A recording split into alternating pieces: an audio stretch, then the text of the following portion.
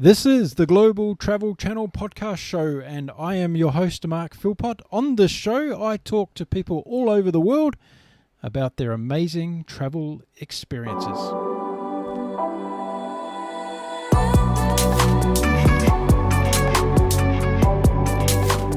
Travel, travel, travel. That's what we love to talk about on this particular show. Now, if you're a regular listener to the show, welcome back. It's great to have you here again.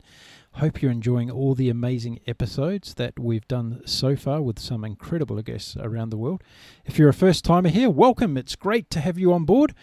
We're all about travel, so go and check out a lot of the previous episodes at www.globaltravelchannel.com, and I'm sure you'll be blown away, just like I was, talking to these people about their amazing travel experiences. And be careful, this becomes addictive. If not listening to the show, then getting out there and traveling the world, because that's what our ambition is with the show, is to get as many people out there as we can to get off their couch, book a ticket, and go and see the world.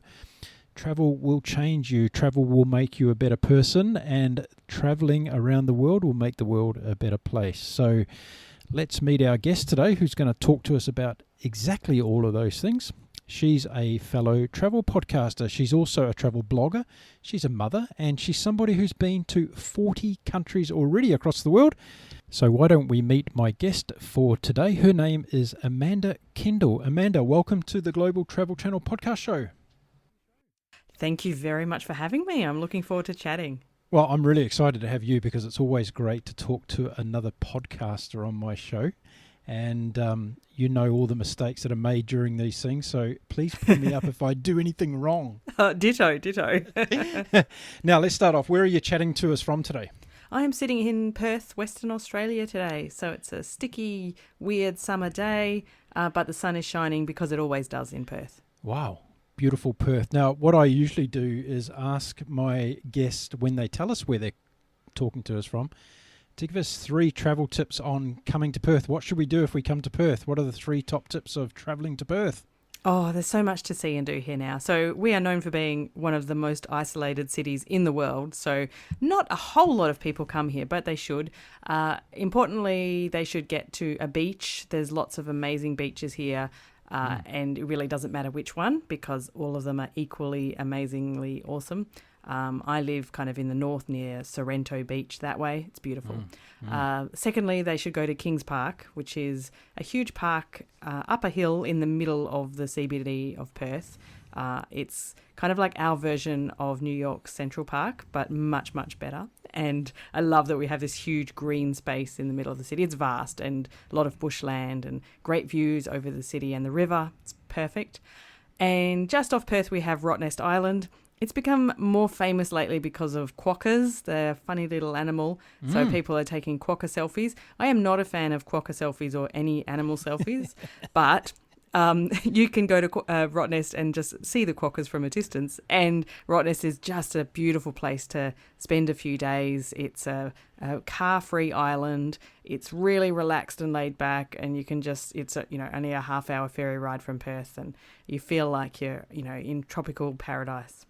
Wow. So there you go. There's some top tips on what you should see and do while you're in Perth, Western Australia. And also, don't forget, south of Perth and north of Perth, there's some other fantastic places to visit. The Margaret River with some beautiful wineries, and they have some amazing events down that way too, don't they, Amanda? Oh, they really do. There's more and more, interesting, especially food and wine festivals.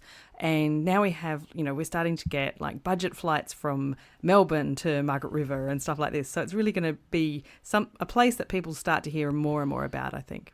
Yeah, I love Perth. I lived there for 4 years. It's one of my favourite places, I must say. I think the climate is fantastic. Have you been to any of the other Perths around the world? Do you know where they are, all the other Perths? I think, I know of 2. I think I've been, I don't know if there's more than that, but I know there's Perth in Tasmania. And of course, as a Perth girl, I, took the obligatory photo with a Perth sign in Tasmania. And the original, I guess, Perth in Scotland. As a kid, I've been through there, but haven't been back in recent years. Okay, well, there is one in the United States as well. Of course there is. Really? Whereabouts? You'll probably find one in Canada as well, I'd say. Oh, gosh. So there's still a couple more Perths to tick off your list as you go around the world. Yeah. I'll make sure I do that sometime. Now, what I do is I always allow my guests to dedicate their show to someone special in their lives. So who would you like to dedicate this episode to today? Oh, it's a lovely idea too. I'm going to dedicate it to the kid I call Mr. Nine, who is my number one travel companion and absolute enabler. Anytime I'm saying, should we book flights to XYZ place? He's like, yes, yes, yes. So he's my favourite travel companion. What's going to happen when he gets past 9? Oh, he's had 9 names so far. So shortly he'll be Mr. 10. What are some of his other names? Oh, no, absolutely. Mr. 3, Mr. 4, Mr. 5. It's nothing creative at all. I didn't think it through when I started. I just didn't want to use his name, on the internet, and started to do that. But yeah, he changes every year. But when I meet people like who know him through the podcast or my blog or something, in real life, they'll come up to and say, oh, you must be Mr. 9, or are you Mr. 8 or Mr. 10? It's always a point of conversation. Fantastic. Now, I really wanted to have you on the show today for a number of reasons, because I have listeners who kind of stretch across the whole travel spectrum, but I also have bloggers and I have podcasters, and you're a combination of all of those. So I thought it'd be really fascinating to get you on and kind of pick your brains and also challenge you, if I can, on a couple of things. I hope so. Just see where all that ends up. So it's a free-for-all today. I thought you and I would go at it and just see where it all lands up, because I think a good podcast is a random and spontaneous podcast, yeah? I love the sound of that. And I just wanted to see where it all went. Now, tell us, what's the name of your podcast show?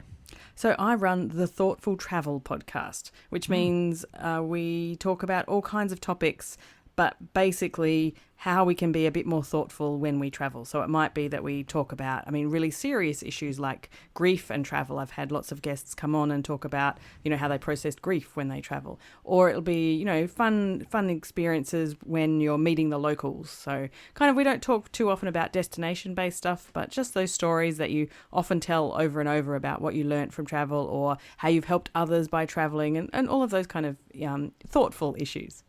Yeah, I love that, because there's a lot of blogs and travel podcasts out there that talk about destinations specifically, and I have kind of a notion in my world that travel is actually about the experience, not about necessarily the destination, and depending on who you're with or whether you're by yourself and whether you're on business or pleasure, there's lots of different reasons why we all travel. And I think encapsulating that in either a blog or a podcast and being able to share that is a really powerful thing. How long have you had the podcast for? Coming up to its 4th birthday in March. So, it's been... Happy birthday. Yes, yeah. So I'm going to celebrate its birthday by launching a second podcast. I've got a kids travel and culture podcast nearly ready to launch. So. Oh, brilliant. So you're obviously one of these people that don't sleep. Yeah, sleep is for the weak. No, I actually love my sleep, but I do love my work, and so I do spend probably too much time indulging it. But it's sort of the kind of work I do just doesn't feel like work because it's so fun. So 4 years ago, what made you decide to start a travel podcast show? Oh, good question. So I've probably been thinking about it for probably 6 or 7 years. I wanted to do it for quite a while before I really finally got started. I've long loved listening to podcasts, long before they became kind of well known, I suppose. Even when I was living abroad sort of 10, 12 years ago, I would listen to them on my MP3 player, downloading them and, the tricky old way. I think I like the feeling that when I'm doing something else like exercising or driving, I can listen to something, really interesting. And I'd been running my travel blog at Not a Ballerina for, at that stage, like 11 years. So I was well entrenched in the travel space, but I really wanted to add something, and it became the podcast. So I had a great opportunity to start it up with a friend who was starting a podcast network at the time, and she held my hand through all the initial techie bits, which is what had been stopping me for a while, because I knew what I wanted to talk about and who I wanted to talk to, but how was I going to do that? That just seemed, I don't know how to start this. And then this great opportunity landed in my lap. And so that made that part really easy and stress-free. And so it was something I was long thinking about and now really glad that I got to start. Do you remember the first podcast you ever listened to? Oh, Actually, I can't remember the name of it, but it was in the early days. I listened to a lot of writing related podcasts because that's kind of where my passion for all of this really began, was in writing. And I can kind of imagine it, but I don't know the name of it. I doubt it exists anymore. Yeah, podcasting is such a fascinating thing, and you're all the way over there in WA, and there's a lot of benefits about being a long way away from everywhere else, because one, you can focus on things, and two, when you've got such a beautiful place to live, you don't want to tell too many people about it, do you? No, that's true. I think we're across, still safe because we're so far away. Have you come across many podcasters in Perth? Oh, there's a handful of us. Not a huge number. I have to say most of the podcasters that I kind of have connected with and am in touch with tend to be on the east coast of Australia or overseas. Okay. Now, are you somebody that likes to ask the questions, or do you like being asked the questions in return by a host? What do you prefer? Do you prefer to be behind the microphone doing your own show, or Actually, I love answering questions. So you know what my number one thing is? I just love to talk. So I don't care whether I'm asking questions or if I'm answering them, as long as I get to talk. I always think back, when I was in high school, my teachers were always telling me off for talking too much. And now I think, look, I'm getting paid to talk. So, this is my job. I do a lot of public speaking as well. And I think, yeah, see, I was practicing all those years. Okay, well, I think I found a way to keep you talking for the rest of the show, because on your website you actually say that you've got 1 billion reasons why people should travel. So I thought I'd dedicate the rest of the show for you to share each one of those billion reasons why people should travel. Oh, you've caught me out there. 1 billion is a lot, isn't it? You've got to be careful what you put on your website. Someone's going to read it. And take me literally. So travel. Why travel? Why was it something that came on your radar way back then? So travel has been a part of my life since I was little. When I was 9 years old, well, in fact, just before my 9th birthday, my parents took us out of school for 6 months. My dad had paid long service leave from his job for 6 months, one of the advantages of being Australian. Yep. And we flew to Europe, and they bought a small camper van, and we drove around Europe for 6 months. So it's fairly budget trip, but we got to visit 20 odd countries. And as a 9-year-old coming from Perth, Western Australia, it was astounding that we could drive into new places, and the language would change, and the culture would change, and the food would change, and we could see all these places like the Eiffel Tower and stuff that we'd only ever dreamt of. And that was the beginning of it all. So I completely blame my parents for all of this. It's their fault. And I guess that I'm by nature a very curious person as well, and I like to know what makes people tick. And so kind of as I got older, I found other ways to get overseas and to travel some more and learn more and more about, the rest of the world. And it became a bit of an addiction. So when I was in my mid-20s, I actually lived overseas for about 6 years in a few different countries, and that more than ever cemented that I loved the traveling life and getting to know people from other places, and it's never really stopped. So let's go back to when you were 9 and that amazing trip to Europe, which it must have been as a 9-year-old. It must have been kind of really mind-blowing to go over to Europe at that age. Did you come back from that trip and just go to school and tell everybody about everything you'd seen?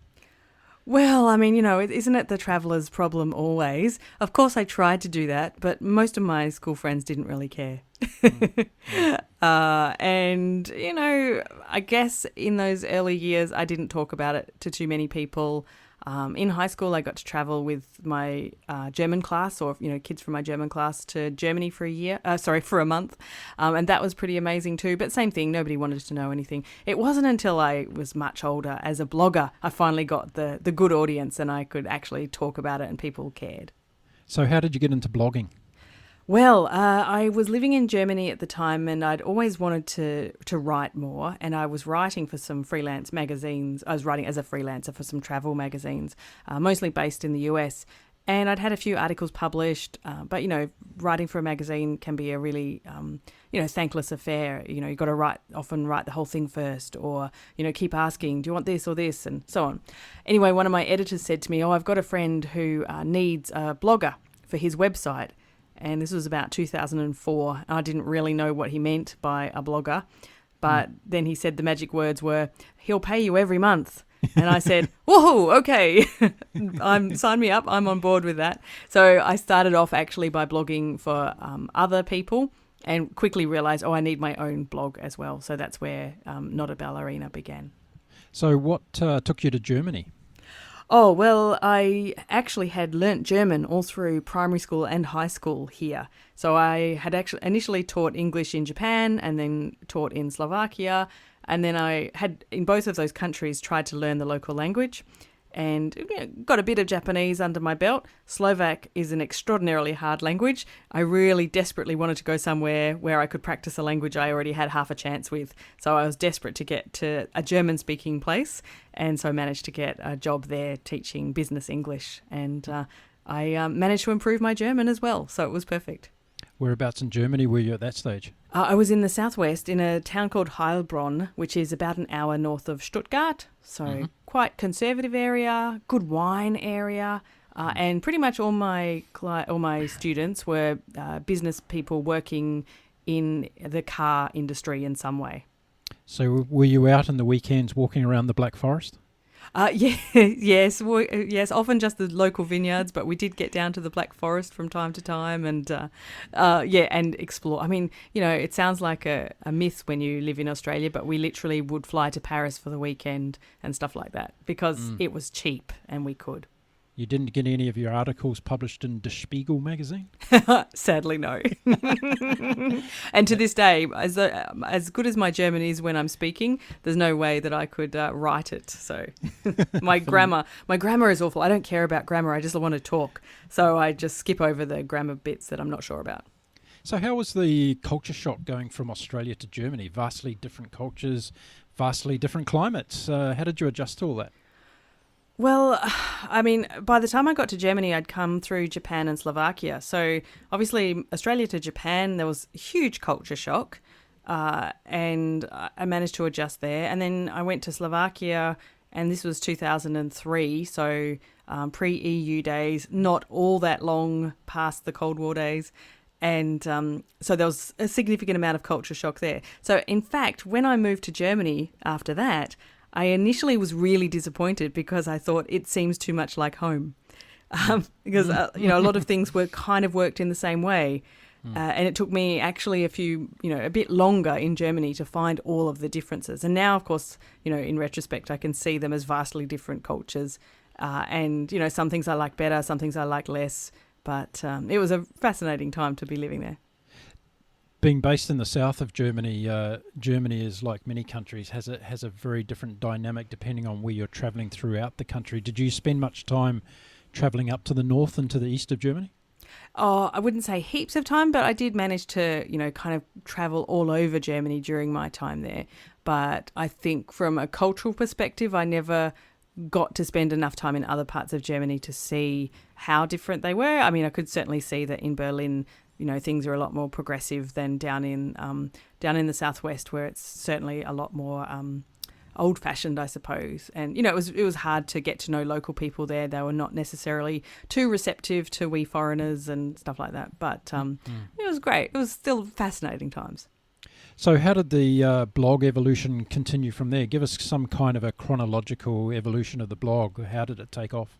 Yeah, so I kept it up as I moved back to Australia, but I also continued to teach English when I first moved back to Australia. But I, by this stage, also had a master's in education, in adult education. So I started to pitch courses in blogging. And of course, this was back fairly early days of blogging, when not many people were teaching how to blog. So I started off kind of on the back of having my travel blog, teaching people how to blog on weekends and stuff and running workshops. So I've kind of kept up the travel blog over the years. Some of it was simply so that I could keep up that side of what became my business. And in other respects, I then had my son, so I didn't get to travel quite as much as I was used to traveling. But I have always kept up the blog because I love to write, and it's, kind of moved up and down in terms of where it fits in the priority of my life. But since I started the podcast and having those two things go hand in hand, it's become, a really important part of what I do day to day. Mm.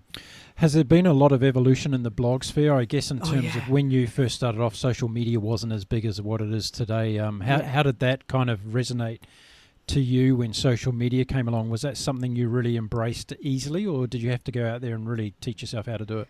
So a bit of both. I mean, certainly blogging has evolved massively since those early days. If you look back, and please don't because it's almost embarrassing, but if you look back at the very early years of my blog, what you see is we used to post something that is really what we would now consider a social media post. I remember I would go through seasons where I blogged every single day. And lots of people did, because that was the only way you could kind of, communicate with people, and they would communicate with you by commenting on your blog post.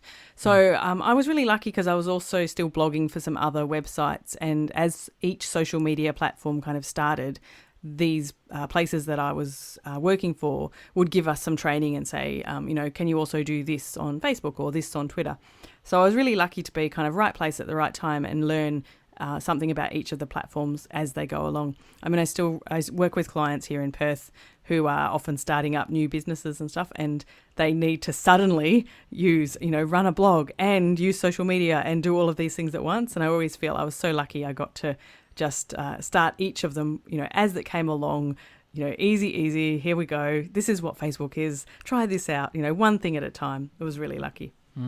So someone that's sitting down listening to this show today and they're thinking about starting their own blog, what couple of tips you pass on to them before they actually got into it? Oh, there's so many, but I would say a couple of things is make sure you have a fairly good idea of who you want your audience to be. Be fairly niched about it. I think you can't afford these days to start up kind of a general travel blog, for example, because the competition is just too huge. And then from a technical side, start with self-hosted WordPress, because I always get clients who come to me who've done some free blog, or they've started on something that they then have to convert to something else. And so, the tech stuff can be a nightmare. Right. So WordPress is the go-to platform, is it? I still think so, yeah. I think, it still powers more than a third of the world's websites, so they must be doing something right. Yeah, exactly right. So the podcast showed, how did that evolve from the travel blogging, and what was the inspiration behind actually thinking, okay, I want to start something about the thoughtful traveller? What was the inspiration behind that? Well, part of it was because I'm here in Perth, which, as we've mentioned, is kind of far from everywhere. And I've got a young son and I've got a business, so I can't travel, every month to somewhere, distant and new the way that some travellers do. So I didn't want it couldn't be destination based to start with. And I also looked back on what I'd been writing about on my travel blog and looked at the things that I'd really enjoyed writing the most. And all of them had in common that they were what I eventually decided to call thoughtful travel posts. So they were, things about, like, I'd learnt so much from living abroad and, from my various travels. I'd felt that it had given me a lot of personal development, self-development, and I'd watched other people go through the same thing. And so I thought that was kind of a really underserved niche, I suppose, that people, probably wanted or probably could tolerate hearing more about. And from there, it kind of evolved as being thoughtful, not just to help ourselves, but to help others and to help the world. And so I kind of feel like thoughtful travel now encompasses, so many other things like sustainable travel as well, or, empowering others, helping others, good volunteerism and these kind of things, as well as the self-development side. Cool. Before we talk more about the podcast itself, let's go back to the travel blog, not the ballerina, because I think all of my guests are going to be really interested to hear about where did that name come from? Yes, people very regularly ask me about not a ballerina. So long story short, I was about 3. I was dancing around my grandmother's living room, apparently. I don't remember this, I was 3, but my grandmother used to tell this story. And I was dancing around in her living room, and she said to me, "Oh, Amanda, you could be a ballerina when you grew up." And apparently I was quite indignant and quite upset at her for saying such a thing. And I turned to her and said, "No, Nan, I'm going to be a writer." So when I became a writer and started my blog, I decided to call it Not a Ballerina. I have to say, in the early years of that, it was not the best choice because Google didn't understand what my blog was about, and I would get search traffic, people visiting looking for ballerinas, and they found none. So that was a bit disappointing, but these days, thankfully, Google is much more sophisticated and it doesn't send me any ballet-related traffic anymore. Oh, so you're not getting any researchers out there trying to check you out for ballet anymore? No, it's very sad. I think my chances of having a ballerina career are definitely over now. So you always wanted to be a writer. That was the dream from day one, was it? Yes, I always loved to read and I was always writing something. I always had notebooks on the go and yeah, that was just something, I guess it came easily to me and I really enjoyed it. So that's always been a part of what I do. Was there a role model in the family or in your inner circle that inspired that? Well, there really wasn't, no. My mum is famous for her one-word text messages, so it's not her. Most mums are, I think. Possibly, yeah, that's true. Not me. My poor son gets these novels from me. But I hope he's saving them all. Yes. Oh, they'd be very valuable. So, no, not even really any kind of creative types in my family. But it's interesting. I've never really thought about this much before. But I think when I was at school, I was put into a few gifted and talented programs, and some of them were writing related. And I always remember for a couple of years we had a teacher who was good friends with Tim Winton. And, of course, Tim Winton is now, a really famous, well-known Australian author. He wasn't particularly famous at the time, but he was just famous enough that I thought that was pretty cool. And he was this kind of dude with really long hair tied back who, I didn't know many people like that either. And so I think just being around those kind of people was quite inspiring to, think, okay, writing is a cool thing. How was it in terms of introducing the podcast to your platform and obviously reaching a different type of audience? Was that some kind of a inspirational moment when you actually had that opportunity to put your podcast out there for the first time and actually, have different listeners coming into your platform? That's a really good question. So I would say in the initial sort of year or so of the launch, I started to reach a few, new to me kind of listeners, but it was sort of early days and probably didn't really reach a whole big new audience. However, what is it now? Probably 2.5 years or more ago, when Spotify started to really take off with podcasting, that helped me reach an entirely new audience. So there's a lot of younger people, a lot of people outside Australia and America, in lots of, like in South America, European countries, Asian countries, a lot of people whose first language is not English. And a lot of those people are also now in the Facebook group I run for the podcast. And I love being able to reach this, huge variety of audience. Like demographically, they're all so diverse, all of my listeners, but they have this one thing in common is that they think travel is a good thing. And so, they have these fabulous conversations amongst themselves, which I just love seeing. So it's been great to be able to expand that audience. Now, I said at the beginning of the show, I said that I have listeners that listen to the show for podcasting reasons, for travel reasons, and for blogging reasons. On the podcasting side of things, were you somebody that really got all the technical side of it nailed out pretty quickly, or did you go through that process where you were kind of, what microphone do I use? What editing software do I use? How long did it take you to become accomplished at getting your show out there?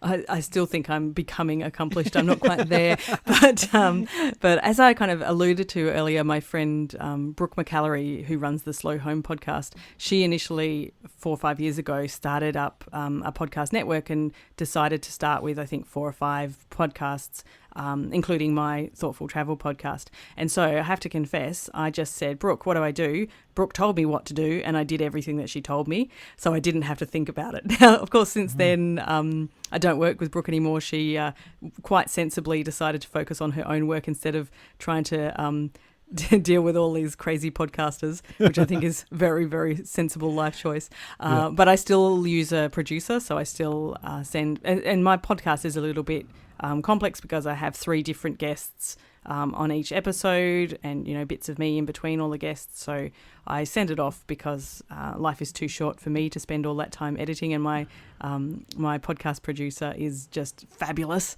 So I am not like the tech guru of podcasting at all. How long into the journey did you take to make that decision to outsource some of the activities? So I did it from day one. So initially Brooke was running things, and then when she Right. decided to step back from that, she said, I could send you to Lyndall at Podcast VA. And I said, yes, please do that. And I did, and I've been working with Lyndall ever since. So, Fantastic. since then I have kind of developed all of the skills that would be necessary to do it myself. And I have been through phases where I'm very tempted to take it back and do it all myself. But like I've got so many different things going on that it is really sensible for me to continue to outsource some of these things. Yeah, you don't sound like somebody that's actually got a spare second in the day. So to No, take not any really. of that back would be something enormous for you. Well, yes. So it would be at the expense of other work that I do. And so like financially, it doesn't make sense for me to do it. And I also think it's probably not the best use of my skill set. Like it's not as interesting to me to sit there and edit a show as it is to do other things. So. Well, I wanted to tip my hat to you today because you're my 105th guest on my show, and you've done 175 episodes. I've listened to your most recent one just last week and really enjoyed it because I think the dynamic of having three people on, and in particular one person was talking about walking through the length of New Zealand, which is my home country. Oh, lovely. And I was very connected to that. But it's an extraordinary achievement to get it to 175 episodes. So well done from another podcaster on that one. Thank you very much. Yes, that means a lot because if you're into your 100, you know how how much work goes into that. So thank you very much.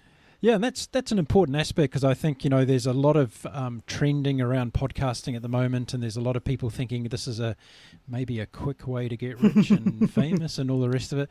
But the reality is, like everything else in life, if you don't put in the hours and you don't work hard and you don't do it for the long term, then you're not going to be successful. And it's great to talk to other podcasters about their journey and getting some of the tips and life lessons from it as well. What do you love the most about podcasting?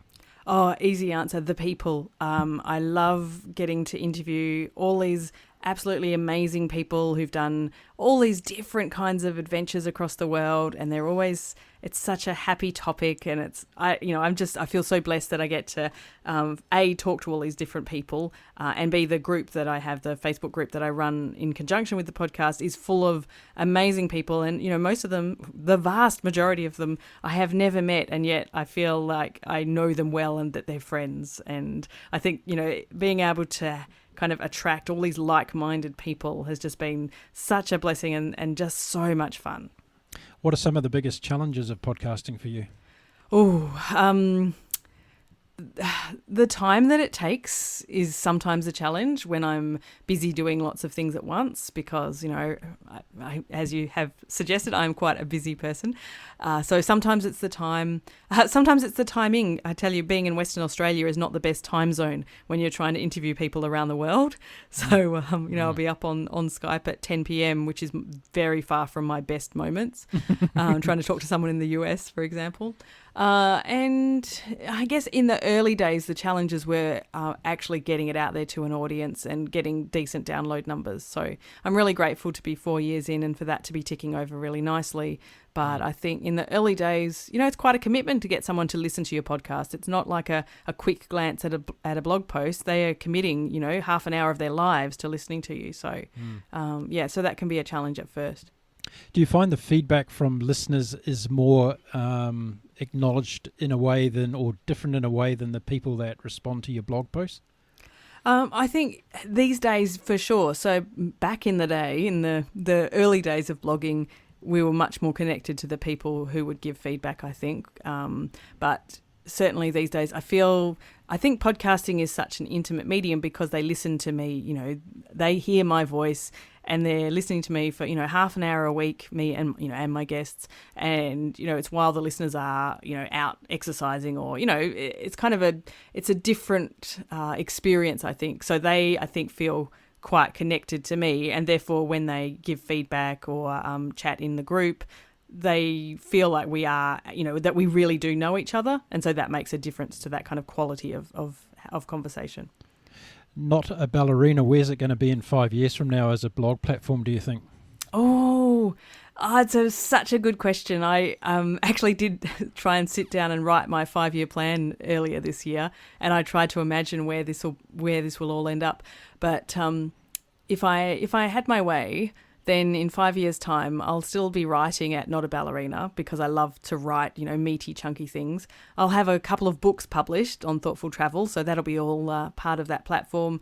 And the Thoughtful Travel podcast and my kids' podcast will be, have millions of downloads every year, and I'll be a really happy girl. So the emphasis is going to move more onto the podcast side of things? Oh, look, I think a combination. I think that there's people who prefer to consume in, visually in reading. There's people who prefer to consume audio, and I want to reach both of those because for me, I like both of those. I mean, I would say I'm never going to become a video producer because it's not really something I prefer to consume. I'm, perhaps because I'm busy, I just don't have time to sit and watch a video, but I can read really fast, or I'm happy to listen to things while I'm driving or walking. So both of those, I in fact this year I've been trying to get back into doing more writing because I feel it's been a bit neglected in favour of the podcast, and I really want to do a bit of both. Okay, cool. Right, let's move away from the podcasting for a minute, and we're going to get on to the travel side of things again now. Being in Germany for such a long time, you'd be able to tell me what are the 5 most common mistakes that foreigners make in Germany. Oh, I probably can. Yes, I've written about this on my blog, and it's one of the most popular posts. I've got a couple of stories about them. But goodness me, I haven't looked at those posts for a while. Let me think. I think breaking rules that you don't know about is a very common thing in Germany. So, for example, I washed my car in the car park of my apartment block, and that's against the rules. Yeah. Yes, Absolutely. that's definitely against the rules. I got an anonymous note in my letterbox telling me that. So I wouldn't do that again. Oh, goodness, you probably know this better than me now. What else do people do? You can't cross the road at the wrong spot. It's a lot about rules. You have to cross at the crossing. I've been told off for that as well. So anything around the white sock and sandal brigade? Yes, well, so in Germany you can wear that whenever you like, but I always have a fight with my son. So my son is half German, and so he perhaps genetically thinks it's okay to put his thongs over his socks. And I'm like, take your socks off if you're putting your thongs on. And he's sick of me yelling that at him. But yeah, he seems to think that's okay. I'm like, you can't go out in public like that. What will people think? But in Germany, that's okay. I used to love going to resorts around Europe, and you'd go down to the swimming pool in the morning and all the Germans would have their towels over the chairs at about 7 o'clock in the morning, saving their seat. Yeah? Oh, absolutely. It always makes me laugh when you go to a resort like that and the signs about, you are not allowed to save seats, because I always think, they must have a lot of Germans here. Do you think Germans are good travellers in general? Oh, absolutely. So, I laugh about Germans, but I have a lot of lovely German friends and relatives, and they are very good travellers. Part of it is because they have a really sensible work-life balance. They have a lot of annual leave, and they're encouraged to take it. And the societal thinking is that it's good for you to travel and good for you to have a proper break from work, which I highly respect and agree with. So I think because of that, they've become quite intrepid, or perhaps they were already intrepid, but they're able to stay that way. And yeah, they're excellent travellers. It's a bit like Australians. You'll often find Germans wherever you are in the world. Do you think Australians are good travellers? Yeah, on the whole, yeah. I think partly for the same reason, we have enough time off from our jobs that we can travel, and partly because we are so far from everywhere that, I know a lot of us have that pull to go and see something because it's far away. I know for people who grew up in Perth, for example, being quite isolated, probably 90% of my kind of friends I went to school or university with, we all left Perth for some years, and some of us have come back, not everyone, but I think there is that, I don't know, it's almost genetic wanderlust. Interesting. I've got a view on that. I'm going to share that later on. Ooh, I'm intrigued. I have an also controversial or contradictory view that I think too many Australians just go to Bali and sit by the pool, and I'm not keen on that version of travelling. So, Yeah, interesting. Now, you said recently that people are becoming more thoughtful and conscious when they travel. Can you expand on that a little bit more? Yeah, so I'm really pleased to see this because I've been banging on about it for years, but now it seems to be a thing that people are much more aware of.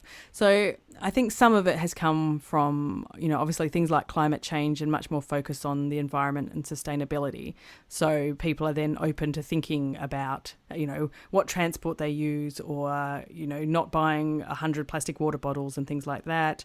And then things like not riding elephants, that became has become a much more widely known thing over time. And I think social media helps with this kind of stuff as well, because it can spread good news. We give social media a lot of hassle for being terrible, but it can actually spread really important information quite well as well. And I think with renewed, people are very mindful of mindfulness and kind of self-development stuff these days. And so seeing that, for example, mindful travel or being more focused on self-development when you travel, these kind of things are coming into vogue a lot more as well.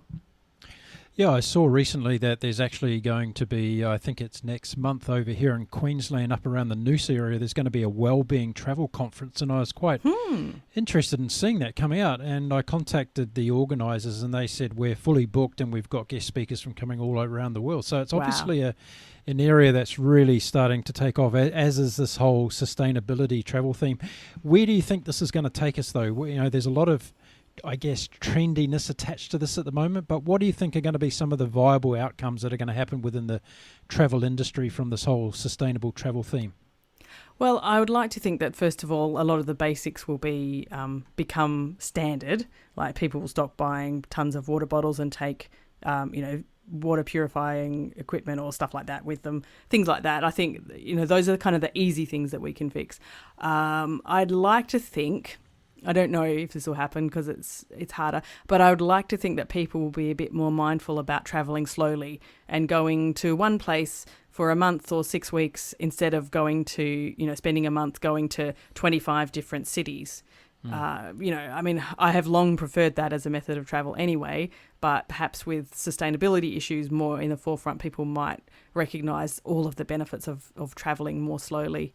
I would like to see, things like, ecotourism and more, wildlife-friendly tourism and all of those things. I feel like we're at a tipping point where more and more people are becoming aware of, how to be a good, ethical traveller. I hope. Who knows? But I feel like we have reached a tipping point that more and more people care enough to do some more research and find out a few more things before they go. So you're somebody that's visited 40-odd countries around the world. Is it more important to you now moving forward to tick off more countries off your bucket list, or actually go and see some of these countries at a more deeper level? Yeah, definitely the latter. There's always a little bit of a vanity metric, I suppose. You'd like to tick off a few countries. For example, we've just booked to go to Europe over Christmas, and my son will get to visit one new country to him, and I won't. And I'm a little bit, I have to confess, I'm a little bit jealous. But on the whole, that trip's a really good example. We're going to spend about 5 weeks. We'll be mostly in southern Germany and Switzerland. He hasn't been there since he was quite young, so I've got lots of things I want to show him about that. And I also want him to really get to know more about the culture and the food and the everyday life and that kind of thing. So that is much more important for me now than going to see, 25 different, bucket list items. I guess he's a bit young to go to Oktoberfest yet. Yes, unfortunately. Few more years. So rather than asking you about your favourite travel destination, I try and stay clear of that when I'm talking to my guests, and I'd rather like to hear about more of your favourite travel experiences and why they were so special. Yes, great. I much prefer that too. I've got a few really high up there favourites. One would be taking the Trans-Siberian train across Russia. So I got to travel from Vladivostok over to Moscow and onto St. Petersburg, stopping 3 times along the way, so spent about 3 weeks travelling.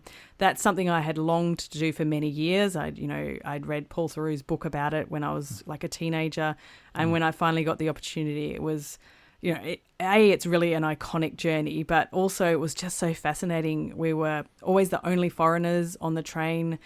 Each time we got on and off, we'd, get some new cabin mates. And, it was always interesting to kind of get to know these different Russians. And when we got off, we would stay in homestays. So we'd get to stay with local people and, really get an insight into what it was like in Russia. And that was just, like, I don't really like the term bucket list, but it was a total bucket list trip. And, something that I will always think very fondly of. So I've spoken to a couple of people about that particular trip, and not on my show, but on the sidelines, and they all say to me that it's like being in a movie scene. Would you relate to that? Yes, it does feel a bit like being, yeah, I think that's a very accurate way to say it. It's exactly like that. What have you learned about yourself over all these years of travelling around the world? What are the things that you kind of sit down and can reflect on and say, well, this is who I am as a person as a result of my travel experiences? That's a really good question. There's so many things. I actually feel like my personality has been kind of shaped by my travel experiences. Things like, I've always been a good talker, but I used to be quite shy, and now I don't ever feel that, and I feel that I've developed the ability to connect with people from anywhere, with any kind of people. So certainly, sort of when I started, I'm teaching in Japan. I was in my mid-20s, and I was teaching English to all sorts of people. And generally speaking, they were relatively shy or reticent about speaking English, and so I had to be able to draw it out of them. So that was a really good experience for sort of starting off with that. And I think that laid the groundwork for a lot of my other successes when I travelled. So I feel like that's an important part of me. And along with that comes a really huge curiosity for how other people live their lives, what's the same and what's different. And when it's different, where does that come from? Why is it different? So I'm, quite obsessive about finding out about even just really small cultural differences. We were in Denmark for a month last year. Or for 3 weeks. And I was, really curious about lots of little quirks of Danish life that were different to here. So, yeah, I think that's, I don't know if it stands me in good stead in life, or just gives me a chance or the compulsion to talk to a lot of people a lot of the time. But whatever way, it works well for me. What would you have been doing if you weren't doing what you are today, do you think? Well, that's a good question. When I left to teach in Japan, I had a really good job in academia. So I had worked in universities for some years by then, and I was teaching medical doctors, how to teach better. So I was, that's one of the reasons I left to go to Japan, because I'd got this fabulous job that I'd kind of thought I wouldn't get until I was in my 40s, and there I was, like 23 or so. And so I kind of thought, what am I going to do for the next 2 or 3 decades? So, but I still love teaching adults. I still teach at university here. And I guess that's probably what in some form I would have ended up being in teaching or lecturing. What have you learned about yourself over the years of doing your blog and now your podcast? Well, one of the things it's taught me is that I'm not as slack as I think I am. I think I'm really bad at getting things done. But then I look back and, I've just put to bed episode 176 of my podcast, and it comes out every week, bar a month or so break over Christmas and stuff sometimes.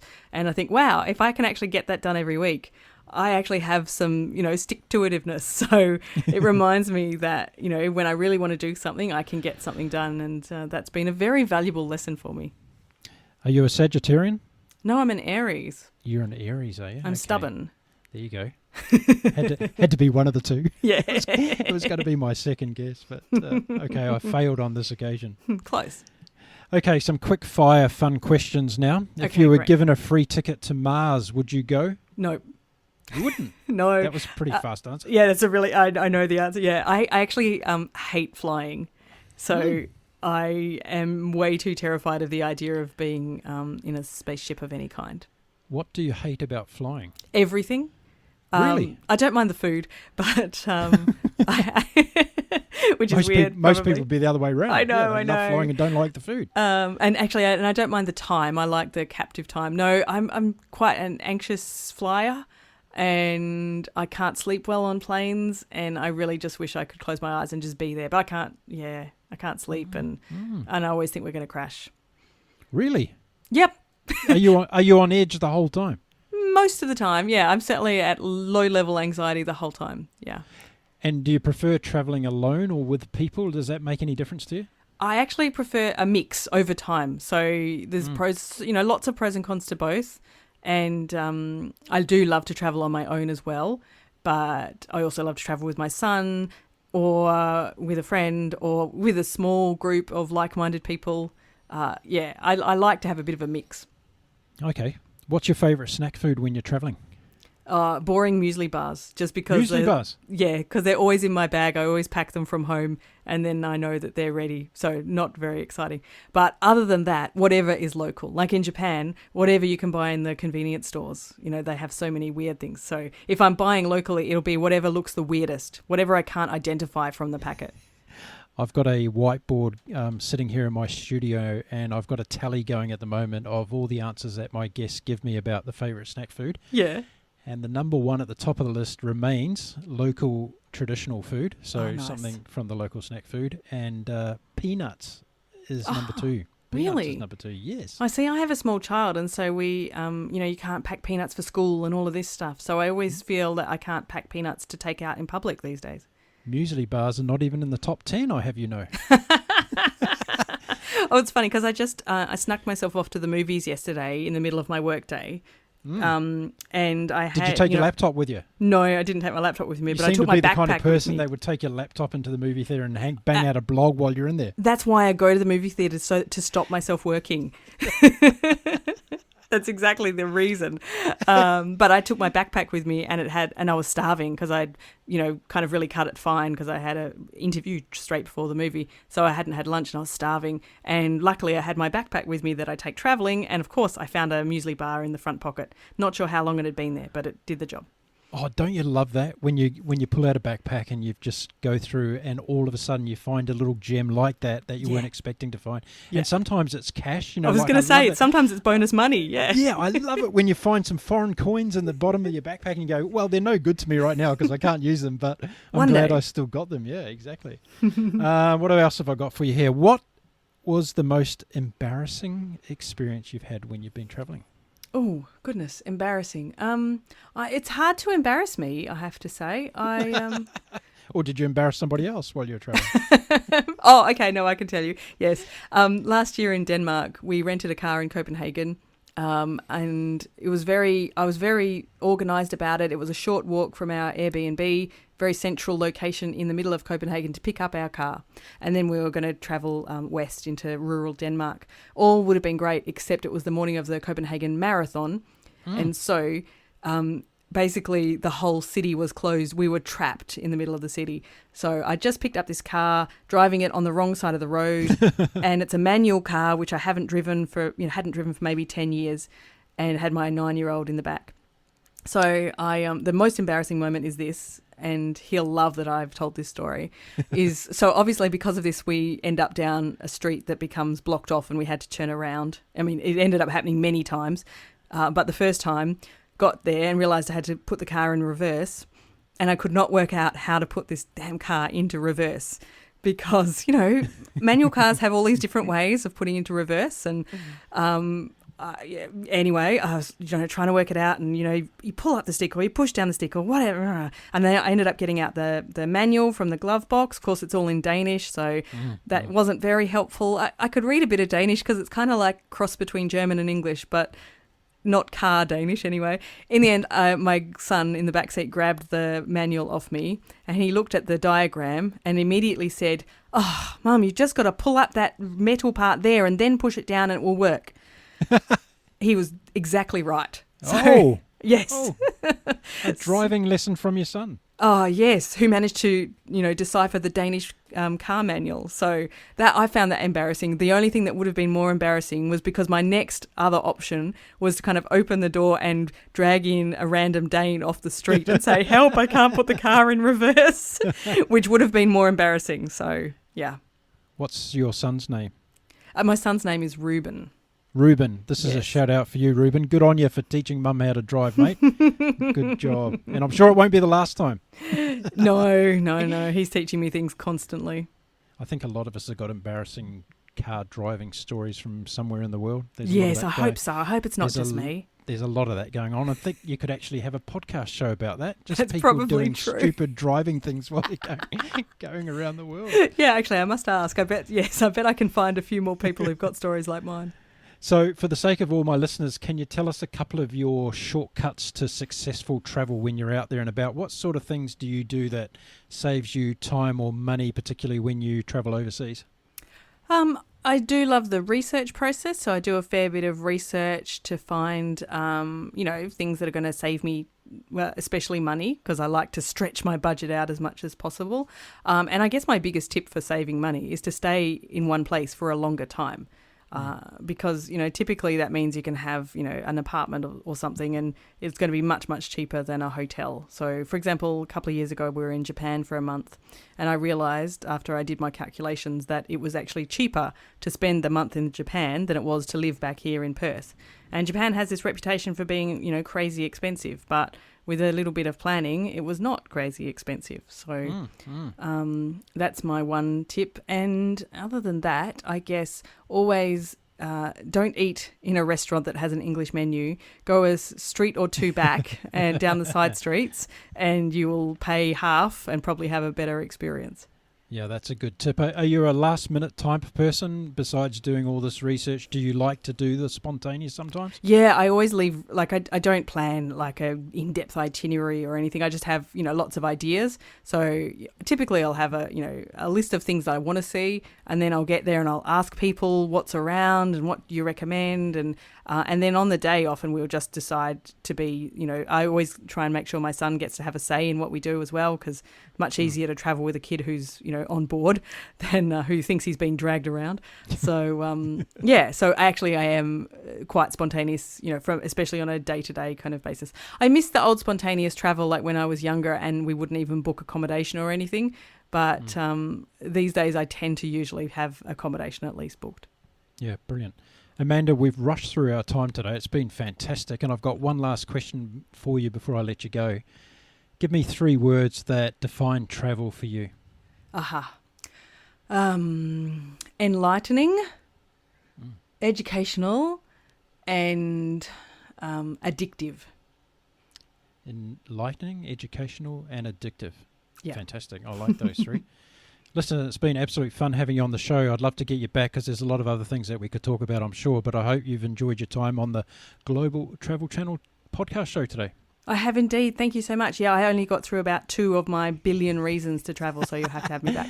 Well, Ruben, you have a good chat to Mum, and after you've taught her how to drive the car, you might be able to prompt her to come back on the podcast show one day. Yeah, so I hope he enjoys it. So, Amanda Kendle, thank you very much for joining me on the show. No worries. Thanks heaps, Mark. Amanda Kendle was my guest today from Perth in Western Australia. A fantastic chat about her podcast show, about her travel blog, and about some of her travel experiences. Amanda's been to 40-odd countries around the world and shared some great tips about each of her passions throughout that episode. I hope you enjoyed it as much as I did bringing it to you. If you're looking for more episodes from the Global Travel Channel, make sure you head on over to our website at www.globaltravelchannel.com. You can download our podcasts also from the usual places on Apple iTunes under the podcast section, from Stitcher, Spotify, iHeartRadio, Google Play, even from our Patreon page. Yes, we have a Patreon page under Global Travel Channel. If you like our content, why not tell somebody about it? It can be a friend, a family member, or even a work colleague. Tell them to listen to the Global Travel Channel podcast show, and I would be greatly appreciative of that fact. Okay, well, that's it for me in this particular episode. My name is Mark Philpott, and until we meet again next time, I wish you all a very happy and safe bon voyage.